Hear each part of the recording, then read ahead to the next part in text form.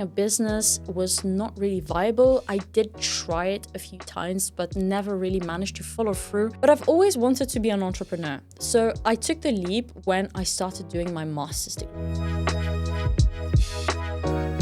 Hey everyone, welcome to my channel. My name is Yasmin and I'm currently building a business whilst doing my master's at the University of Wageningen in the Netherlands. So today I thought that I would tell you a little bit about my experience because perhaps some of you are also considering doing a business whilst studying at university. So in this video, we'll cover 3 things. The first point is when it might not be a good idea to start a business whilst you're doing a master's. The second section is going to be about my experience, what it's been like, the challenges that we faced, etc.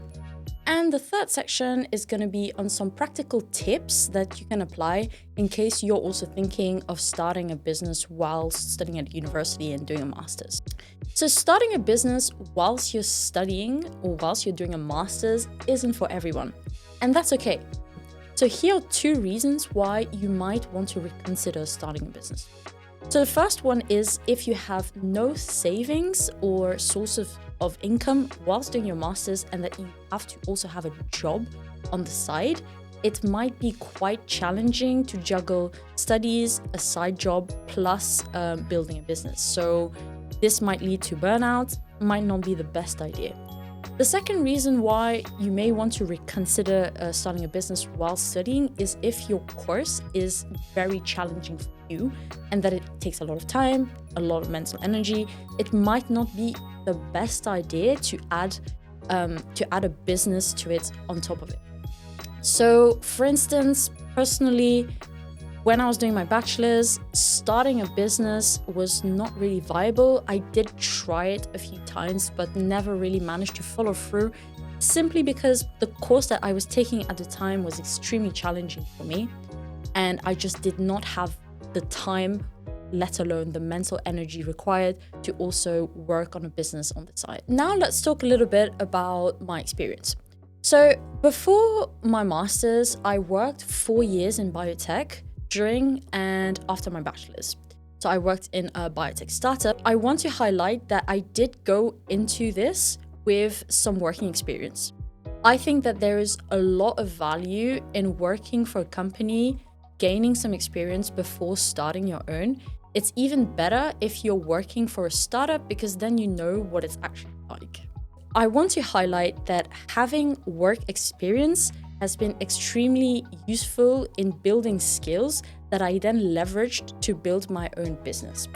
Whilst it's possible to start a business straight out of university or even while doing an undergraduate degree, I think that there is a lot of value in working for another company, gaining some experience before starting your own. And it's even better if you work for a startup or a small company first, because then you get to see what it's actually like running a company. But I've always wanted to be an entrepreneur, so I took the leap when I started doing my master's degree. The business that I chose to start is a service-based business where we offer project management services to other businesses. It is true that product-based businesses could, in theory, bring you more money and have also the advantage of becoming detached from your time, but they are also a lot more complex to set up. Catalyvia, which is the name of my business, is my first real business for say, but it's definitely not my last. And I think that it's better to start with a relatively simple business model at the start where you're still somewhat leveraging your time for money, except that you're selling your services to different customers in different industries and at the value that you essentially want. That's a good way to start dipping your toes in entrepreneurship. How did I come up with a business idea? It's a myth to think that you need a unique and great idea to get started with business. I simply identified a skill that I was naturally quite good at and that I was actually kind of already doing in my full-time job. In my case, it was project management. Then I improved my project management skills by taking an online course, which was an investment of time in myself and a bit of money, but it was really nothing much. And then whilst I was doing my course, one of my friends introduced me to one of his friends whom he thought could benefit from such services. And I then worked on a project for this company. And this is essentially how I tested the market and validated my business model. So this is just to say that you don't need an amazing and great idea to start a business. And with a service-based business where you're essentially selling a skill to a company or to individuals, there is very little upfront cost as compared to a product-based business where you probably need infrastructure and maybe even investments to get going. So starting a business whilst doing a master's degree comes with its fair share of challenges. So let's speak about two of the biggest challenges that I face. The first one is time management and really balancing studies and business. So I started a full-time master's degree with classes in the morning, classes in the afternoon, whilst running my business on the side. I did that for the first 2 months and it was super hectic and, for me personally, completely unsustainable. After the first period, which was the first 2 months, I decided to extend my degree by 6 months. And this meant that I then had less classes to take per period. So at the moment, my days are pretty much divided into two. In the morning, I can work on my business. Then I usually have a sports/lunch break. And then in the afternoon, as from 2 o'clock until 5 or 6, I have my classes and I can focus on my studies. So extending my degree by 6 months was a big decision, but it was probably the most important decision that I've made. Maybe some people can balance a full-time master's degree with running a business. I'm not one of those people, and that's okay.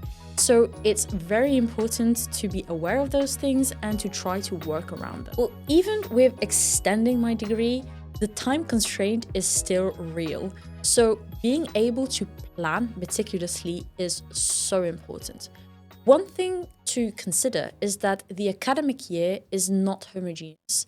There are some periods of the year where your degree might require some more time, for example, for a big exam or when you have to submit assignments, etc.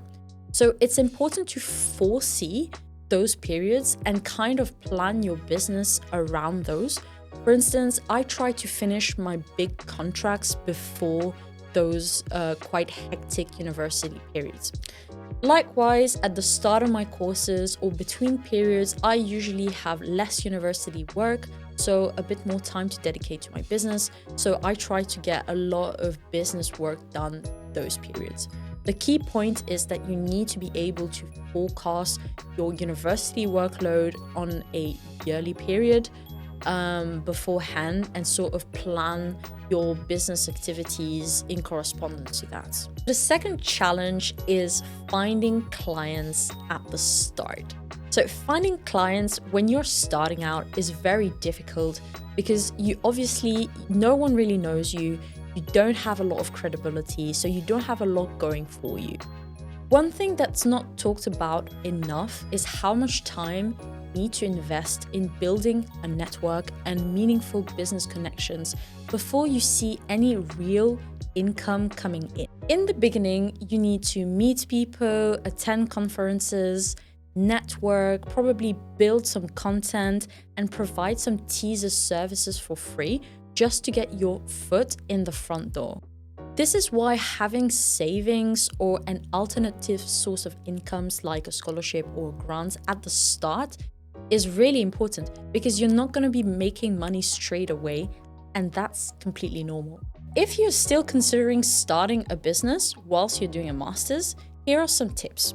The first tip is to leverage the fact that you're already in the learning mindset.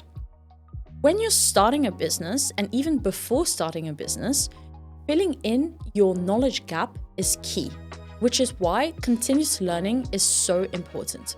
Personally, I'm constantly reading books, listening to audiobooks, listening to podcasts about business development and learning things that I then apply to Catalyvia. And when you're at university, you're already kind of in this learning mindset. So I would really leverage this mood to also apply it in business. The second tip is to take advantage of student entrepreneur benefits. Most universities have some kind of support system for students entrepreneurs. This can be incubators, access to mentors, specific infrastructures, and even grants and government subsidies for student entrepreneurs. Find out what is available to you and use those resources. For instance, I work from StartHub, which is the business incubator of my university. We rent flex desks for a really low cost, and we then have access to the whole infrastructure, the meeting rooms, the mentors, training programs, and even the studio in which we are filming in today. The third tip is to keep your cost of living low. No one expects a student in their 20s to have a big fancy apartment or a great car. It's okay for you to live frugally, use all of the student discounts to decrease the financial pressure while you're studying and building your business. To wrap up, starting a business whilst you're studying isn't for everyone.